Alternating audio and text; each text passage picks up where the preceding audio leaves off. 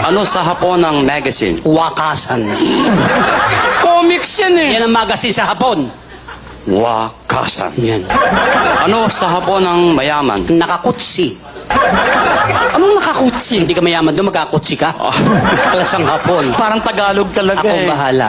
Ano sa Hapon yung binitay na? Ichigaray. Patay na yun eh.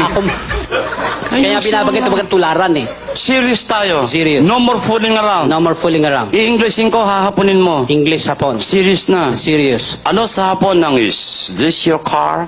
Is this your car? Ano sa Hapon yan? Oh, tumuto. Parang Tagalog talaga eh. Hapon, ang kulit eh. Ano sa Hapon ng is this my car? Is this my car? Ano sa Hapon yan? Oh, tukuto. Talagang tinatarantado mo ako, Sino no? ba nag-aral? Ikaw. O, racket ko to.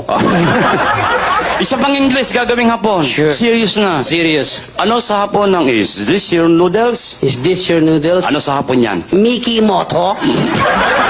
Sarado na yun eh. Ano sa Hapon ng kalbo?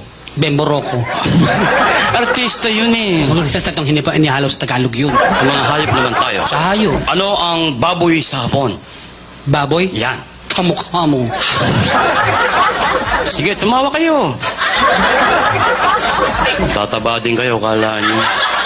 Anong baboy sa Hapon? Kamukha mo. Eh, gwapo. O, kamukha ko. Buiset. Sa French Ay, tayo. masalo akong sanay. Ingat ka, may mga foreign job, baka makaintindihan tayo. Filipinos are born intellectual. No problem with that. Okay. Ano sa French ang flower? Le fleur. Totoo ba yun? Yes, le fleur. Le fleur. Mismo. Ano sa French ang ilong? Lenos. Sandali lang. Parang English lang, yan naman le. French.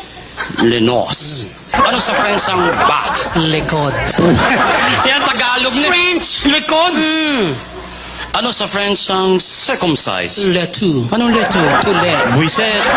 Binaligtad mo lang eh. Ano sa French ang dumi sa katawan? Le vague. Eh, mahilig sa sex. Le vague. Hoy! Nga, French fries yata yung buong Puro buo. kakalo-